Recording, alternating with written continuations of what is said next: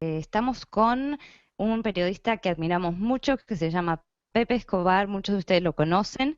Pepe es un periodista brasilero, corresponsal del periódico en línea de Asia Times, analista a veces para RT, estuvo en PressTV, ha escrito muchísimos artículos que hemos compartido en SOTT y varios de sus libros, les leo el título, todavía no están traducidos al español. Uno se llama Globalistan, How the Globalized World is Dissolving into Liquid War, o cómo el mundo globalizado se está disolviendo en una guerra líquida. Después también tiene otro que se llama Red Zone Blues, A Snapshot of Baghdad During the Surge, y uno más sobre Obama, que estuvimos compartiendo algunos fragmentos ya en SOTT.net. Bueno, Pepe fue entrevistado ya en la radio de SOTT en inglés, y quisimos invitarlo porque está muy al tanto de todo lo que está pasando en el mundo, y bueno, ya debe tener un club de fan entre nuestros oyentes hispanos. Así que, bueno, Pepe habla español, pero nos ha pedido si podíamos hacerlo en inglés la entrevista, porque así vamos más rápido y está más suelto él y no tiene que andar pensando en las palabras en español. Así que vamos a hacerlo todo en inglés y lo doblamos para ustedes para el sábado. Welcome, Pepe. Thank you, guys. Gracias a todos. Disculpen si no hablo español, pero estoy su presión máxima. Preferisco hablar en inglés, es más rápido, más concatenado, pero la próxima vez prometo a todos hablamos en español. Gracias a todos. Okay. Well, we have a ton of questions for you, and we don't know where to start, really, unless you have a favorite topic. Of course, right now the world is a mess, most recently with the attacks in Paris and what it led to. We know you're probably writing like 10 articles right now on the topic, but we'd like to have your take on this shift that seems to have happened since the attacks and what is happening now in Syria. Yeah. Thanks. Look, I have 3 articles this week already, so if you want to check out, I have a piece on Asia Times, I have a piece on RT, I have a piece on Sputnik, and I'll have another one on Asia Times on Friday. So it's all there. A lot of people are translating this already. At Tlaxcala, they told me they already translated one of them. So they should all be available in Spanish anyway. Paris is crazy. I haven't slept since, in fact, Friday night. I'm in Asia, so for me it was Saturday morning, actually. For me, it's also personal because these bloody jihadists, they attacked my neighborhood in Paris. One of the attacks was a 5-minute walk from where I live in Paris. I live in Asia and in Europe, so it's a crazy life, but I commute between Asia and Europe. I go to Spain at least twice a year. My son lives in Barcelona. I'm always going to Italy, to London, and obviously my base is in Paris. And in Asia, my base is here, Bangkok, Hong Kong. So it's a crazy life, but I commute. I live in a shuttle, in fact. I live in airports, like many of you guys. So this is the personal angle because this touches me deeply, and it's something that it's terrible to say, but I knew it would happen. I knew it, obviously. I've been following this since the 90s. I've been all over the world following jihadis. I've met these people. I wrote about them. So obviously, you knew that Paris and London are the top 2 targets in Europe. I was always thinking, okay, they're going to attempt to do something in the Eiffel Tower, even La Défense. And in fact, if it's true what the Paris prosecutor and the Minister of Interior are saying before we record this interview, that they foiled a plot to attack La Défense, which is the business neighborhood in Western Paris, it makes sense as well. How do these people manage to do all this? This is still something that from the beginning I've been writing about intel failure. Obviously, it's an intel failure by the French, by the Belgians, by Europol, which is even worse because it's all over Europe, and an intel failure of the Schengen system as well. like any of these guys can easily go to any of the Schengen borders with a fake passport and cross inside Schengen, which is exactly what may have happened with many of them. And if that's the case with Abaoud, the so-called alleged mastermind, he may have done that twice, only in 2015. I knew from the beginning that that famous passport 9/11 style that they found near the Stade de France was a fake, because you can get a fake Syrian passport in Turkey or in the Balkans for less than 300 euros. So this was obvious from the beginning. But the thing is, how did they use it, and who was using this passport? There's also, I would say, a different grade among the people who attacked different targets in Paris. I divided them between the expendables, like the movie with Stallone and everybody, and the non-expendables. The expendables were those idiots who blew themselves up in the Stade de France. Can you imagine a jihadi with an IQ of over 50 trying to enter a football match of France and Germany in the Stade de France with 10,000 policemen wearing a suicide vest? Only an idiot would try that. So these people are expendable. The people who went to the Bataclan, they were much, and according to witnesses who managed to escape, much more pro. But still, in the end, they were martyrs, because they knew that you simply cannot pull this off in Paris and get away alive. So let's say they are in the middle rank. And who are the really hardcore guys? The drive-by shooters, in fact. Not necessarily all of them, but at least one of them. And this is something that is bugging me from the beginning. Because according to witnesses who actually saw the drive-by shooting, at least one of them was extremely pro in front of a place called La Belle Équipe. It's a cafe in the 11e, and I know that street very well, Rue de Charonne. One of my best friends in Paris lives in that. And this was one of my bases in Paris for many years ago. Rue de Charonne, the exact same street. And I could visualize his point of view from where he was watching the whole thing. So he had a pretty clear view of what happened. A car pulling in, two guys, one of them coming out with the Kalashnikov, methodically killing almost everybody who was in the terrace in front of the cafe, and leaving after, what, 5 minutes or so. And the description of this witness, which showed up only on the British media, not in French media at all. Perhaps there was a blackout order from above. We don't know. The description of this is a description of a mercenary. The guy was white, muscular. He looked like a weightlifter, dressed in black, and extremely pro and shooting like a pro. Some of the guys in the Bataclan fit that description. At least one of the killers at the Bataclan, he shot like a pro, according to witnesses as well. So we see three different shades of expendables and non-expendables. And this has not been explained by French police at all. Another very complicated story. The fact that until the last minute they had no clue about anybody, and in the matter of a few hours they know it was ISIS and they start identifying people. This is very, very fishy, right? And then, as the investigation expanded, we could see how they were unprepared to deal with it. Not only French intelligence, but Belgian intelligence as well. The Molenbeek connection, it's more than predictable.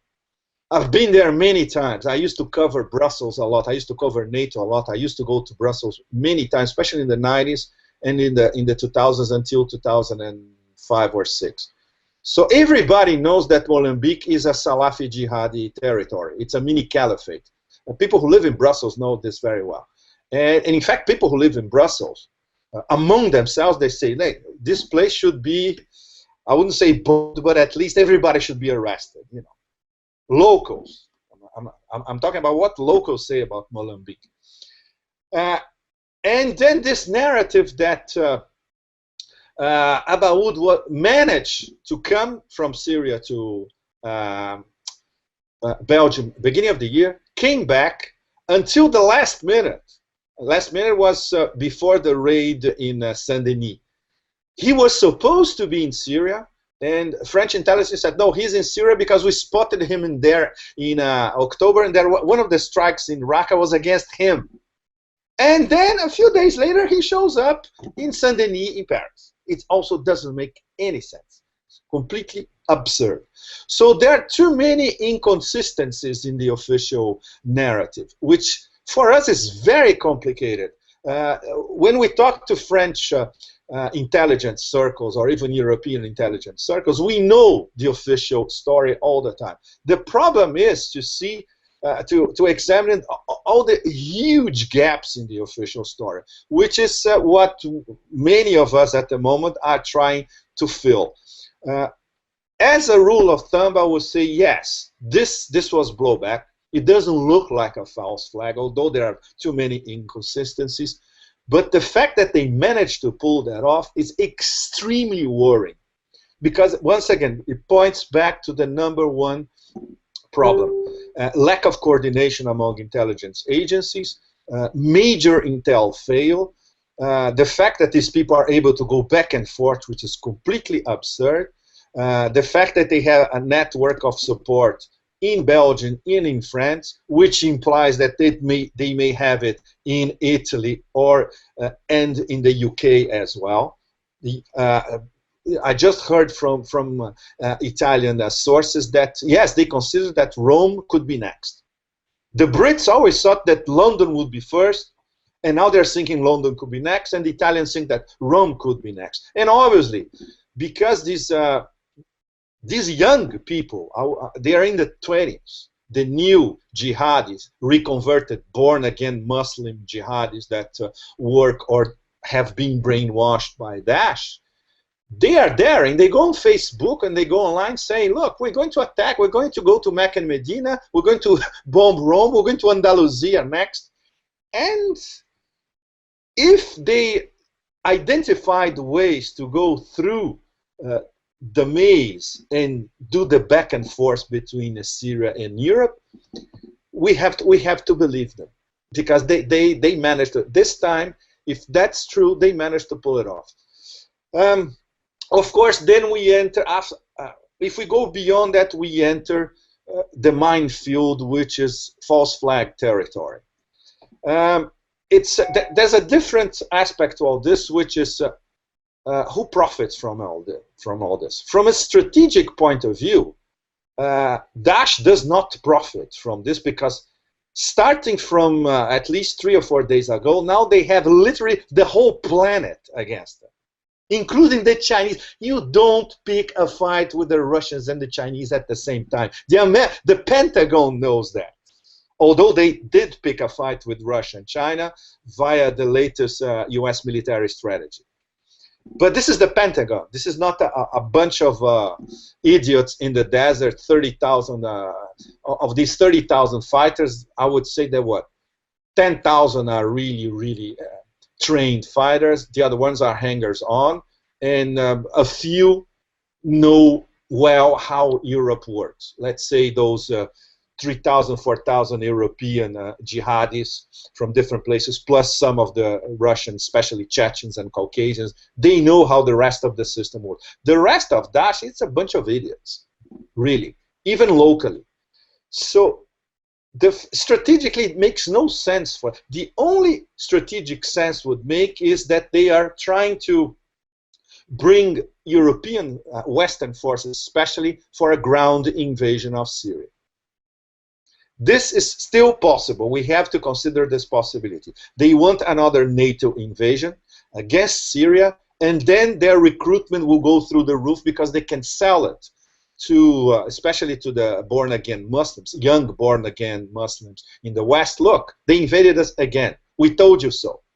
So this is possible. But the fact is, the way that the Russian strikes, especially from the beginning, have decimated their capacity big time. And now that the Russians are going to the heart of the matter, which is to bomb the fuel truck tank convoys that can be seen by satellite easily. Like we can already see images like that on the net. And it's absolutely absurd because the Americans have these images for over a year and they haven't done anything about it. The Russians are starting to do it now, and now the French are starting to wake up. Oh yes, the fuel tank trucks as well, which is completely absurd. And this is the key point. If you cut their sources of financing, it's the oil, stupid, once again. If you cut the flow of oil, they're going to have serious financing problems because they won't have smugglers to sell the oil to as well. And if they cut the corridor that goes from northern Syria to Turkey, then it's over. And that's exactly what the Russians start doing. And apparently Americans already did it this week once, for the first time in over a year. But they're starting to get the message, and they're starting to be serious. Why? Because now Daesh is saying they're going to attack New York.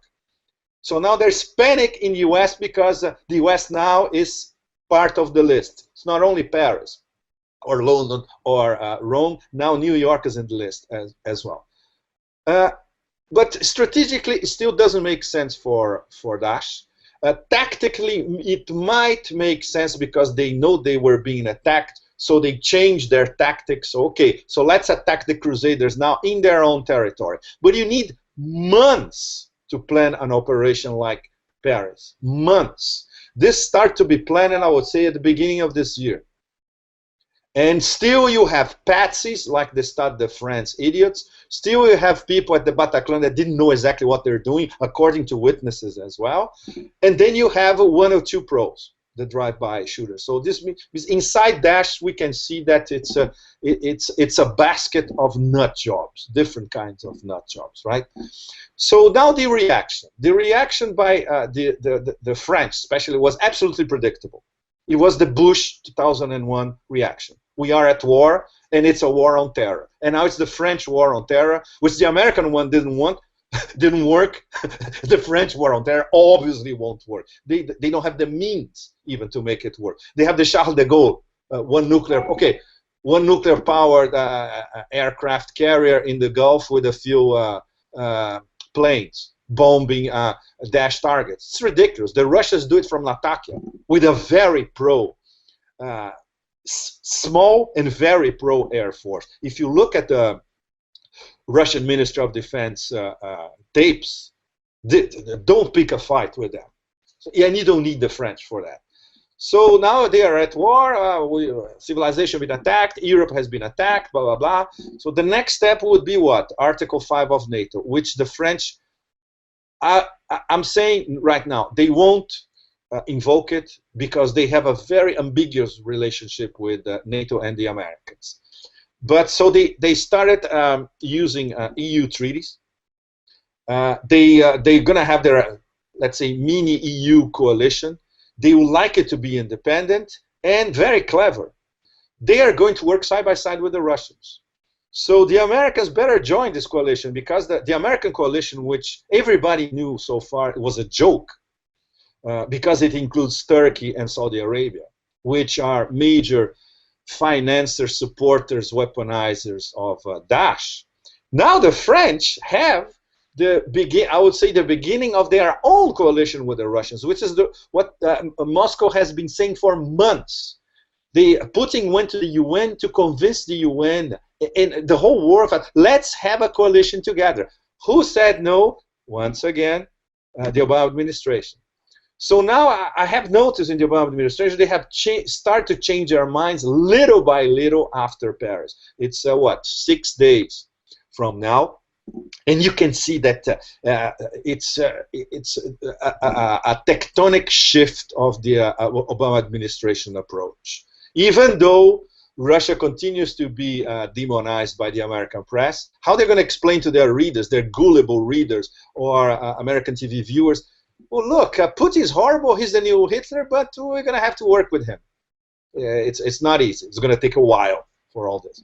But now we have the beginning of let's say, American, European, Russian coalition. And don't forget the Chinese from behind, and don't mess with the Chinese. They are not used to an external operation, but they are going to go after ISIS after one of their hostages was decapitated alongside the Norwegian hostage. So now you have practically a global coalition against ISIS. It's not going to work from the air. They're going to need local forces, and the only local forces that they have at the moment are the Kurds. So this brings us to the Turkey angle. If we had the Kurds, the YPG, Syrian Kurds, PKK, Anatolian Turkish Kurds, and even the Peshmerga, Northern Iraqi Kurds, they fight among themselves all the time, but they have a common objective. Let's get rid of these people who are going after all of us. And they are not even Sunni Arabs. They were Wahhabi jihadists, which has nothing to do with the precepts of Sunni Islam, moderate Sunni Islam. So they have a casus belli against Daesh. The problem is the Turks. They have their number one preoccupation, which is not Daesh. It's PKK, YPG. It's independent Kurdish behavior alongside their borders, the Syrian borders, and especially PKK, which they consider worse than evil. This is what Ankara is thinking, right? They only work with the Kurdish, the Iraqi Kurds, because they have agreements with them, and they get oil from the Iraqi Kurds. So that is different. And the Iraqi Kurds work alongside the Americans, work alongside Israel. So if you do the triangulation for the Turks, this is okay. What's not okay is Kurds who have an independentist spirit, like the PKK and the YPG, the Syrian Kurds.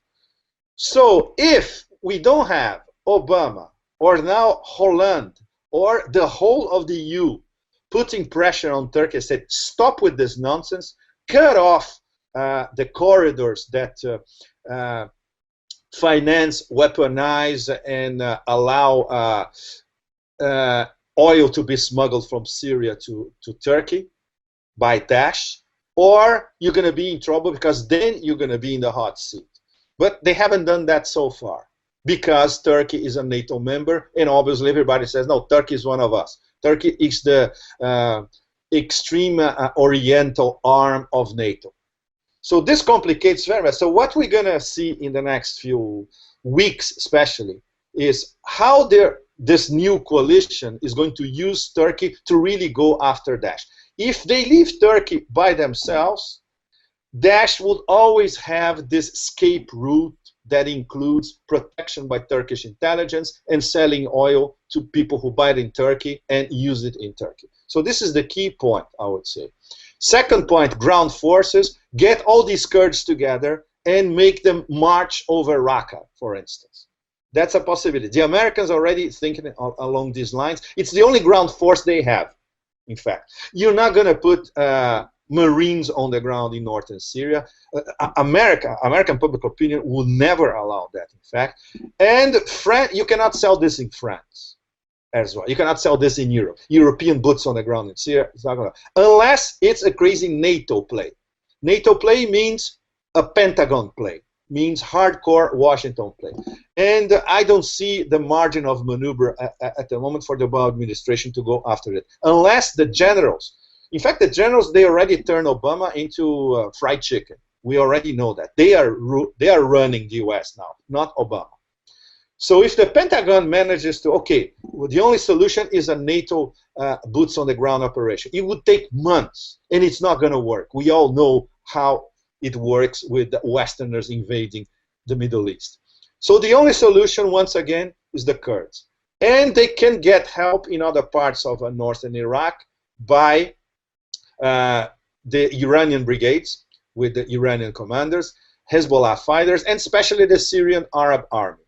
So then we'll have to get to the very complicated equation, which I think is practically impossible, of having the Syrian Arab army working side by side with all these Kurds. So these are the options that we have ahead of us. These are the only options to have ground forces going after Daesh. We already know that they are leaving Raqqa, Daesh. They are hiding in the desert. So that makes a ground operation even more complicated. But if you keep the pressure over Raqqa and make it Raqqa impossible for them as their headquarters, it helps. Because then they'll have to get refuge in the desert, and sooner or later you can send ground brigades, especially Kurdish ground brigades, very well weaponized, to go after these people in the desert. So this is, at the moment, I would say, the mini big picture of what's going on. Wow, there's quite a lot of things in there that you said, quite a lot of information, and many questions spring to my mind, but I want to pick one. You mentioned that you thought that these Daesh people were basically a bunch of idiots, and that's actually the impression I get as well from them. And yet, in spite of that, they are causing trouble, and we see them. We've seen pictures that they are driving brand new Toyotas around the desert, and in some pictures they're even driving tanks. So the question, and in order to put this into context, is how did we reach this point? How is it possible that they are causing all this trouble in spite of being a bunch of lunatics? Yes, it's a good question, because let's say if they have 30,000, well, the best estimate that we have is that they have around 30,000 fighters. I would say that the real fighters among these 30,000 are 10,000. And the other 20,000 are cannon fodder, or they're not prepared, they're not trained enough. And you have this small, I would say, small brigades of born-again EU passport holders that were indoctrinated online, then went to Syria. They got their jihadi diploma in Syria, and now they're back in Europe. But this is it's still a very small network.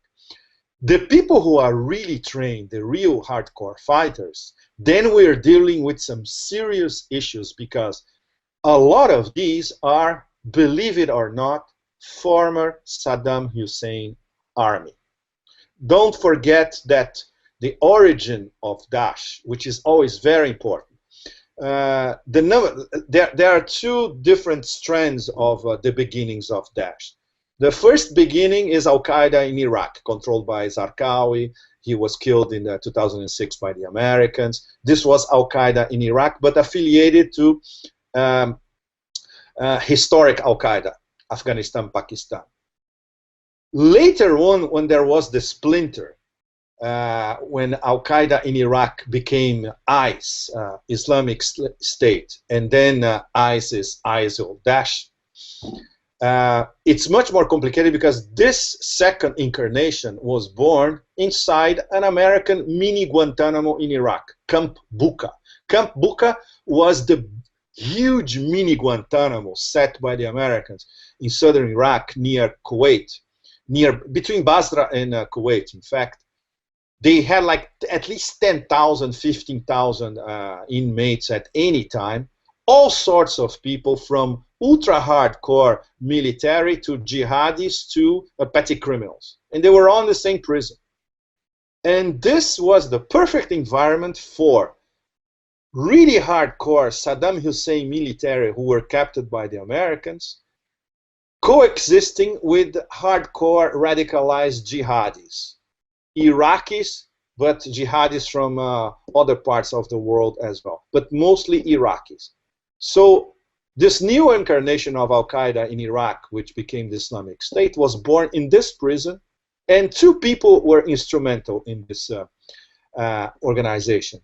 Abu Bakr al-Baghdadi, who became the civilian leader later on of Daesh, and a guy called Haj Qar, which was a former colonel of Saddam Hussein's army, who was the broad conceptualizer in military terms of Daesh. So the military potential of Daesh, we owe to some of these people. All the top leadership of Daesh went through this prison. So if we go back to 2007, 2008, when they were still there, some of them were released by 2008, 2009. Then it's essential for us to understand how Daesh works as a guerrilla killing machine. And the ideology, of course, the absolutely warped ideology, which is I would say an even more warped version of the original Al-Qaeda. because now it's we just kill and period, and they don't even care who they're killing. This is Abu Bakr al-Baghdadi. So we have a nucleus of Daesh which is very pro, and they know what they're doing. And they count, of course, on neglect by the Americans, especially the fact that the Americans simply forget to see what's going on, either in the Iraqi desert or the Syrian desert or in between, like that famous convoy last year that traversed the desert and then a few days later took Mosul. And obviously they have a lot of cash from the so-called oil petrodollar donors, not only Saudis but also Qataris, Kuwaitis, and Emiratis. The official establishment in these GCC countries, they don't care too much as long as all these people are not in Qatar or inside Saudi Arabia. If they're far away, perfect. It's the same logic of the Afghan jihad in the 1980s. The Saudis were terrified that they would have Islamists in Saudi Arabia. So they dispatched all these people to Afghanistan, Pakistan. It's the same thing now. If these people are in Syria and Iraq, cool, as long as they don't come back here. And for the Qataris, who are not so hardcore as the Saudis, they are more Muslim Brotherhood, they protect all the strands that are affiliated with the Muslim Brotherhood, which may be not as hardcore as the jihadis, but they are still Salafis, and they can become Salafi jihadis, like Arar al-Sham. Arar al-Sham, in Washington, they think these are moderate rebels. They are not. They are working side by side with Daesh, and they have non-attack agreements. If you don't attack us, we're not going to attack you. So, to answer your question, essentially, yes, let's 30% of really pros, hardcore, a layer of 10-20% more or less in the middle, but they are useful for them between Syria and Iraq, and most of them are expendable. So if the Kurdish ground forces go against them in Syria themselves, they have a pretty good chance, because these Kurdish fighters are really, really good fighters. And obviously, and to complement all this, the mini brigades of foreigners. There are a lot of Chechens as well. There are a lot of, not a lot, but a few hundred Uyghurs, and that's why the Chinese have been worried about this from the beginning, because these Uyghurs, they could come back to China. And if they go back to Xinjiang, for the Chinese, this is going to be hell. And the Russians know there are 4,000 at least Russian-speaking former Soviet republics, especially Caucasian from the Caucasus, fighters, and the next step for them would be to go back to the Caucasus. And this is one of the #1 reasons for Putin to order, okay, let's kill these motherfuckers as soon as possible. Well, you mentioned as well that the money that people are receiving is coming from Saudi Arabia, Qatar, and other of these countries. But how do we explain if these Middle Eastern countries, they are supposed to be allies of the United States, and the United States is supposed to be against that? How do we explain this situation? How can it be possible that, you know? Well, it's possible because you use the typical Islamic transfer system. You know, you pick up a phone here, a guy pick up the phone on the other side, and the money crosses borders. That's very easy. You have a famous suitcases full of money going back and forth. You have intel services that you know, simply forget to take a closer look of what's going on.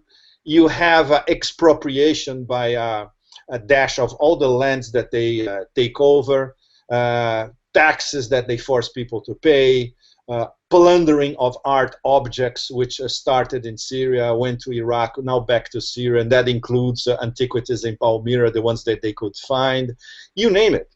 So there is an enormous network of support for Daesh. If the Americans were serious about the money, they could at least block everything that flows through the banking system. Maybe it's not the bulk of it, but they could. Especially everything that flows through Dubai. Dubai, as we know, is the #1 financial money laundering center in, I would say, the whole of Asia, in fact. So it's very easy to go after these people in Dubai. The problem is the direct financial contributions by many of these donors. And this includes imams, this includes businessmen and all that. So they will always keep getting direct cash donations from very powerful donors in the GCC. But at least everything that they try to do, more or less, even through the informal banking system in the Gulf, they could go after it if they had collaboration from, obviously, the Saudis and the Qataris. But isn't it also, the contradiction, I think, expands into the behavior of the United States itself, because they have been bombing Daesh for around a year, and it seems to me, unless you know better, but it seems to me that they do it without really wanting to do it. So yeah. What I'm asking for is, what would be the reason for that? They are creating problem in Syria. Is this because they want to affect the Syrian government indirectly? Yes, proxy army? What's going on there? The short answer to your question, yes. The Americans, it's absurd. They have this famous coalition that they have been extolling for over a year, and this coalition has not made a dent on Daesh's military capacity in over a year, which is when you Pentagon, the largest, greatest, most expensive military machine in the world, it's a joke, and they are the butt of jokes all over the world who has a little bit of an IQ. When you compare what they did in over a year, what the Russians did in the first week, or I'm not even talking about the last months, but in the first week, it's obvious that when you go after them, you go like the Russians did. And the Russians with a very small expeditionary force, not the whole firepower of the Pentagon. So yes, we already know from the Beltway, inside people who work for the CIA, that the decision was made in Washington years ago already to let Daesh prosper. We're not going to interfere with them, because it's the perfect divide and rule mechanism. It's the tactics are as old as the Roman Empire. In fact, it's the same. And from the point of view of the Pentagon and the CIA, it's you don't need to watch Homeland with to learn how they do divide and rule. They would use Daesh, especially against Assad. So they were trying to use Daesh as a regime change weapon. Obviously, it didn't work.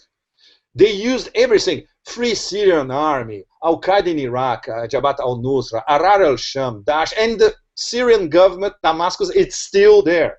So now the Americans are desperate, because not only the regime change operation didn't work, and now they are losing the Europeans. In fact, after Paris, nobody in his right mind in Europe can trust what the Americans are telling them. And what explains Holland going to see Putin in a few days? That's it. What explains the Germans for a few months already saying we need to work side by side with the Russians? Because the Russians, they have a consistent policy. They are saying the point is not defending Assad. And I tell you by myself, I've been to Syria. I know how absolutely disgusting the Assad machine can be. But there's no plan B. For the Syrians, is the Assad system or absolute hell controlled by Salafi jihadis. What are you going to get? You stick with the famous devil you know. There's no other option. The so-called progressive Syrian opposition, which exists, is very small and very disorganized. And most of them are exiles. What do these people know about what's been going on the ground in Syria for the past few years? Nothing. Absolutely nothing. So it's not a matter of defending Assad. And the Russians understood that logically, in a very complex geopolitical thinking. Okay, let's look at the big picture. We have to support this guy and his army because that's it. There's nothing else. And that's exactly what they've been doing. That's exactly what they have been telling the Europeans for months. And now the Europeans are starting to listen. But it takes a carnage in Paris for these people to listen. And that gives you an extra dimension of how stupid every possible European leadership at the moment is. Not only national governments, but Brussels, especially the leadership of the European Commission, of the European Union, the European Commission, and obviously the fact that all of these people, they are fully devoted to NATO. What NATO tells them to do, they do it. So this, I think, after Paris, this is starting to slowly change, very slowly. But the fact that it's already changing is, for everybody in Europe, for all of us, in fact, it's a hopeful sign, Yeah, I mean, I don't know how slow it is, because when you think about, say, a month ago, the media were trying to, pretend that Russia wasn't really accomplishing much. You never hear about what Russia really is doing in Syria. And even a month ago, Hollande and the gang were saying, we have to get rid of Assad. And then this happens, and just a few weeks after, you got the U.S. pretty much isolated, or at least that's what it looks like. Whoever planned it, or however it was done, it looks almost like a checkmate kind of situation, where the U.S. is suddenly seeing that its vassals in Europe are not so compliant. So I still can't wrap my mind around that one, really. I mean, Juliana, it's a case of checkmating themselves. In fact, they are very good at doing this. The Americans, they don't know how to play chess, and when they try, they checkmate themselves in the first 3 or 4 moves. And obviously, the Russians, who are masters of the game, just like the Iranians, they just laugh. Okay, let's wait for these idiots to see the light one day. This is what's happening now. But don't underestimate their obstination, their paranoia, their greed, and hubris as well. They still think that they can get away with their so-called strategy of the Obama administration, especially in the Middle East, which is regime change. They have not abandoned it, and they won't abandon it. The fact that they may collaborate with Russia against Daesh is just a detail. The big picture continues. And don't forget that the people who advise Obama are their mediocrity I cannot even explain in words. I will have to go back to the pre-Socratics, to get the right frame of mind to describe the stupidity of these people. They're still there. And don't forget that the next U.S. presidency is going to be hell. Whoever that is going to be hell.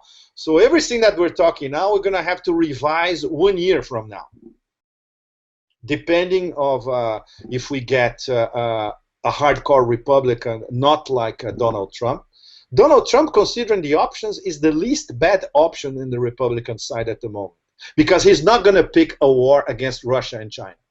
Number one, he knows that he has to deal and try to work with both Russia and China. And what Donald Trump would do in with Syria, he would tell the Pentagon to bomb Raqqa to smithereens, which is okay. Lots of collateral damage. This is what the Americans do all the time. But certainly we would get rid of 130, 150,000 people in a flash. But Donald Trump would say, okay, a little bit of collateral damage, but we won. But if we have Hillary Clinton, for instance, which is the most worrying possibility, she's crazy enough to keep antagonizing Russia, keep antagonizing Iran, keep antagonizing China as well, because she is the one who announced the pivoting to Asia. So we have to get ready for things in Washington to get much worse than they already is. Obama is a lame duck now. He has 1 year in power. So he can't even allow himself, okay, I'm going to work side by side with Russia on this one. And that's the great thing, because now we have a window of opportunity. If you want to get rid of Daesh, it has to be in the next few weeks, 2 or 3 months. That's it. Because then when the American campaign starts in January, the Americans will forget about the rest of the world, and they'll be concentrated on that circus until November. And nothing will be done. So we have a window of opportunity in the next, I would say, rest of November, December, beginning of January, for at least to smash 80% of Daesh capabilities and put Turkey in line. Force them to be in line and follow what the Russians and the French and the rest of the Europeans will try to do. Now, you mentioned Iran, you mentioned China and Russia just now.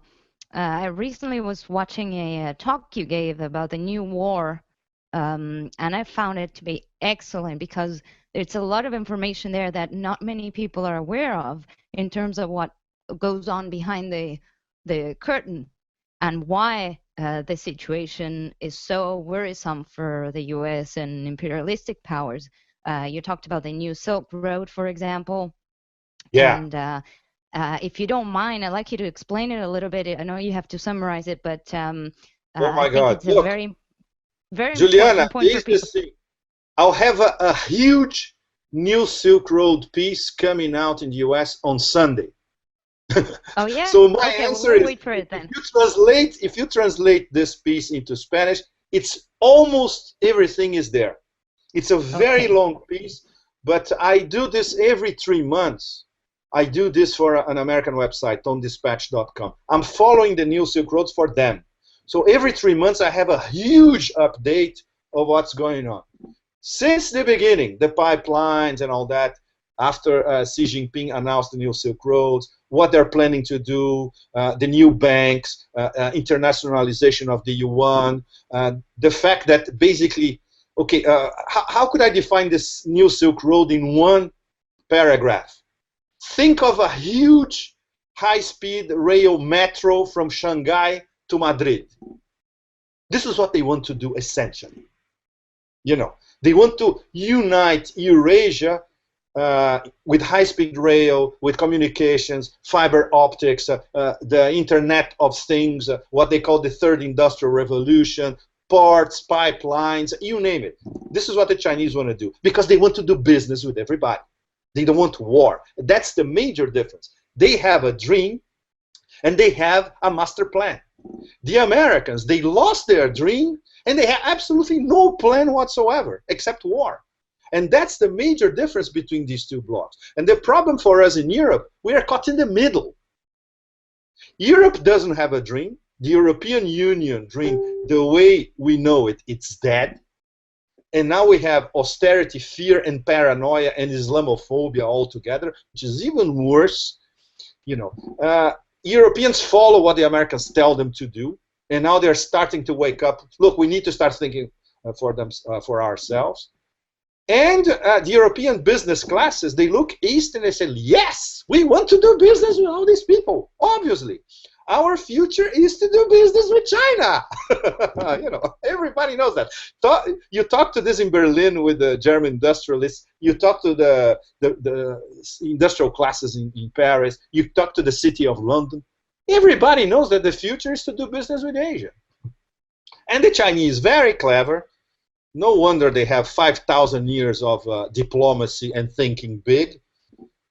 It's an absolutely brilliant idea. Do you know how it started in the beginning? I talk about this in this article. They have a very simple idea in the Ministry of Commerce in Beijing. Say, look, why we don't try to get Chinese companies to start building stuff outside of China, not only here? And then the idea kept growing, and now let's do business with everybody, not only for Chinese companies, but bring them to do business with us here. So it just shows you how they start thinking like this, and suddenly they have a whole universe and say, okay, and it's going to be a win-win deal, because the Westerners are going to love to do business with us, and we are going to love doing business with everybody. And it's trade, commerce, and you know, and there's no measure for wars. There's no a window of opportunity for wars. So this is what's fascinating, and the contrast between people in Washington, the so-called masters of the universe, including Wall Street in New York, and Beijing, it's mind-boggling. It's mind-boggling, and a lot of people in Europe are starting to notice, little by little. Well, I say let them have it. We always say, it makes much more sense to have Asia and Europe together. It's a whole continent, Eurasia, Of course, of course. instead of going and do unfair trade with the U.S. and this TTIP. The TTIP, exactly. But you know better than I do. There's no discussion of the TTIP in European mainstream media at all. Never. It's up to the internet. It's up to small websites. It's up to small civil society campaigns in Spain, in Italy, in France, of course. But it's absolutely, and it's NATO on trade. It's a weaponized trade deal. Essentially, it's good for a bunch of European multinationals. That's all. Just like the TPP, it's good for a bunch of American, especially, in a few Asian multinationals. But people in Asia, like here in Southeast Asia, where I am a lot of time, nobody buys the TPP. And they are having serious problems with getting Southeast Asian countries on board. And even in Japan, who says yes, but because you have the auto industry and the agricultural business in Japan, they know that this will be a nightmare. They're going to be invaded by the Americans again. Just a quick one. Do you think it was a bit coincidental, now that you're talking about Europe integration with Asia and so on, that these attacks in Paris seem to be sending a message specifically to France and Germany? Because, they had these bombs in the Stade de France, where they were having a match between France and Germany, and then 1 or 2 days later there was some explosives outside a stadium in Germany. Yeah. So one question would be: Is this a coincidence that these two countries were the ones that were targeted, or and if not, then why were they in particularly targeted? This is a very, very good question. I haven't had time to start analyzing it. 2 football matches involving 3 of the big superpowers in European football. This is very, very tricky. Of course, they didn't know how to do it. Can you imagine a guy goes to the Stade de France with a suicide belt and try to go through security? This is beyond stupid. And I'm not sure many people in Daesh have, they understand the symbology of it all. So this means, obviously, the guy who planned this is a Westerner. But how much he is involved with Daesh? So this is something to be analyzed further. I totally agree. I totally agree. And along those lines, there was the attack on the train from on the line Paris-Strasbourg. On the Thalys, that failed attack on the Thalys? The TGV, the high-speed train. Yeah, 3 months ago? On the day of the Paris attacks. And it's a very interesting coincidence. Nobody talks about it, pretty much. I mean, nobody talks about it, yeah. Nobody talks about it, yeah. But it happened on the same line and at exactly the same time as the one in 1961 happened in France. Joe Quinn, whom you know, wrote a little piece on that, and I think it's a very interesting clue. I don't know who the message is from, but there was certainly an explosion, and they're trying to write it off as an accident. But it's, you should look into it, and maybe you can. I will. And all these numbers, the numerology, 11, 13, and all that. There's always a numerology play underneath, and this is also very, very suspicious. Like when you do hardcore journalism, it's geopolitical journalism. Obviously, you cannot go conspiracy theory. We deal with facts. So, but every time that we are analyzing something a fact-based investigation, there's always a sidetrack or many sidetracks that are always leading us towards a very well disguised conspiracy. Yeah? And that makes our work so complicated as journalists. Very, very complicated. because you cannot discount a conspiracy in anything that's happening. And at the same time, we are fact-based. Like, all this investigation in Paris, many of my colleagues and myself, we are following the investigation as we learn fact upon fact. But a lot of these facts contradict themselves completely, and they are too fragmented. Especially what they don't tell us, like, this the famous muscular, precise killer, one of the cafes in Paris. This guy disappeared from every narrative.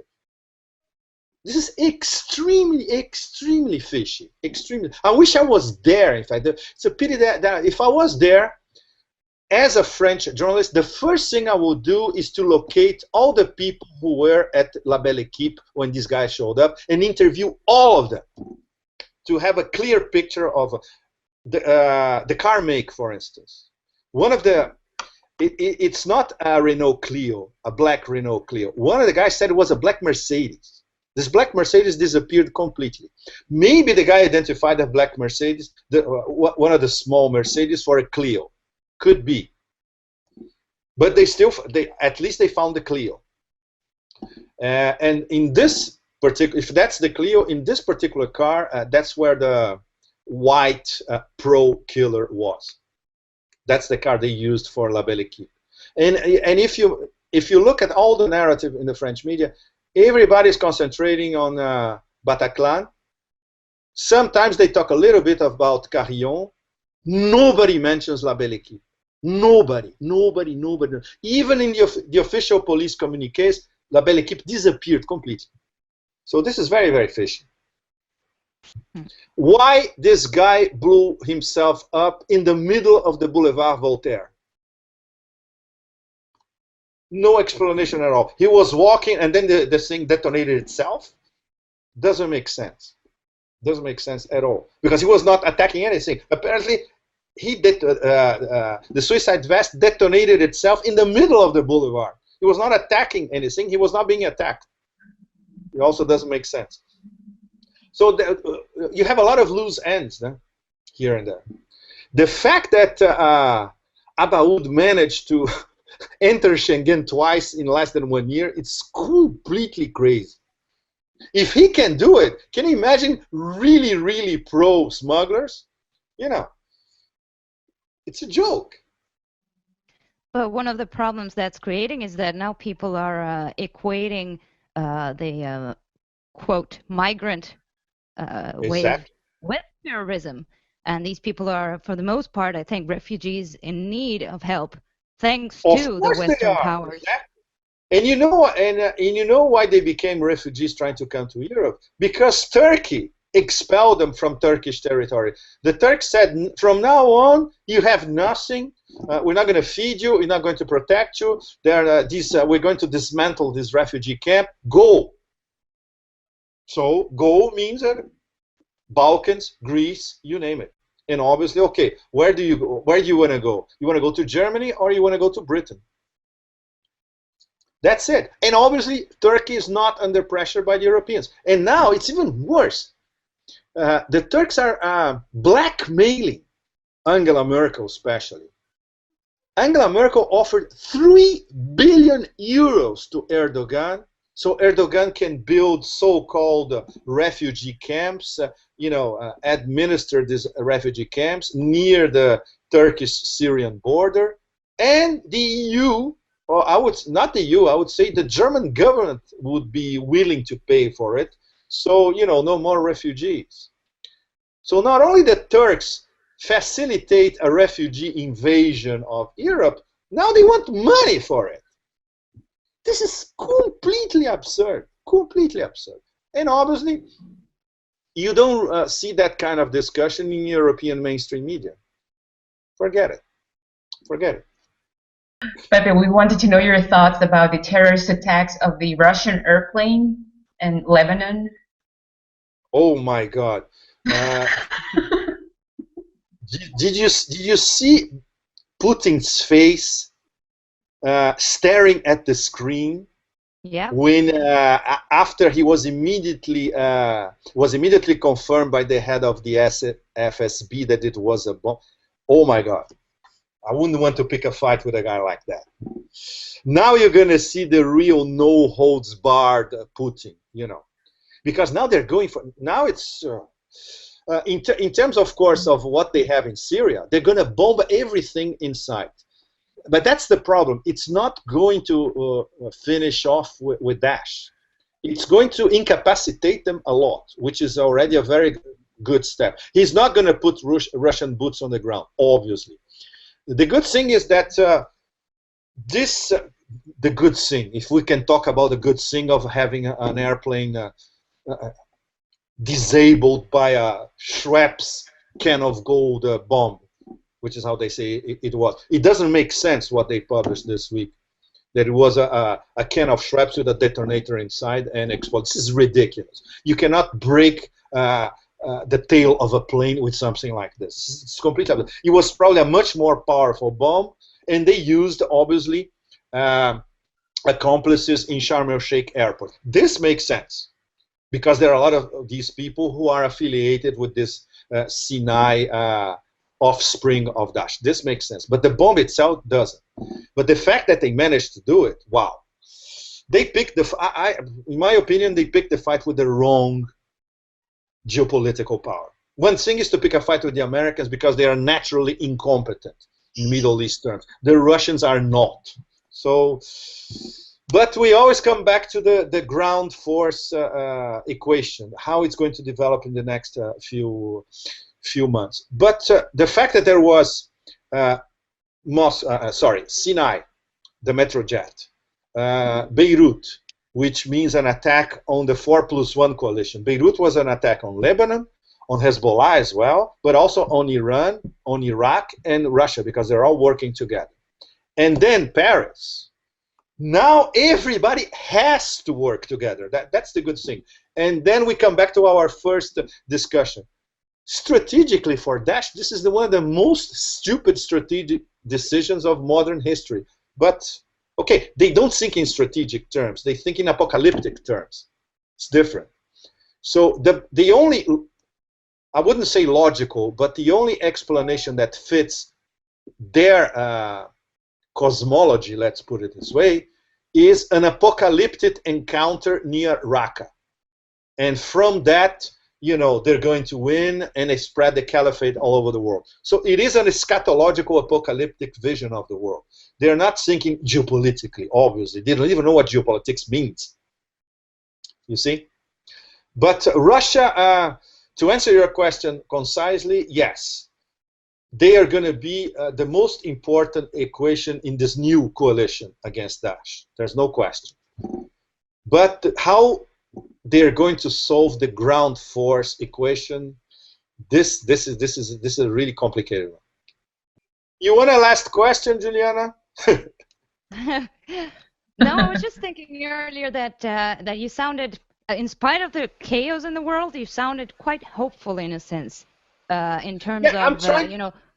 I'm trying to be, Julian. My last book, published 1 year ago, the title was Empire of Chaos, which is a collection of articles chronicling the absurdities of the Obama administration since 2009.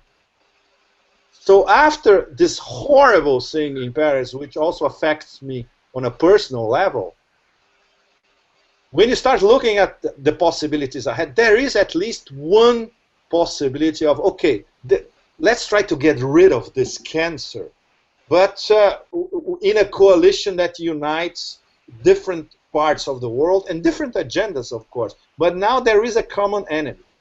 If this thing is not contained, it's going to be Al-Qaeda compared to Daesh was really Disneyland. Because now we have not only an apocalyptic vision, but we have lots of money behind it. They control parts of territory, even if it's in the desert in the middle of nowhere, but still parts of territory.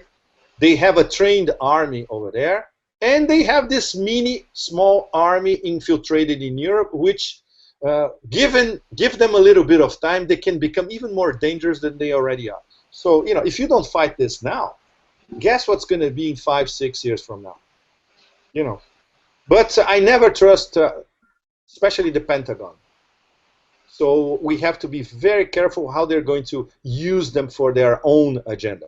So all of us have to be very careful about not only the Pentagon, the industrial military complex, and this absolutely disgusting ultra right-wing neocon or neocon allied leadership between Washington and New York. These are the really, really dangerous people. And some of my American friends, some of them are bankers, some of them are in the oil business.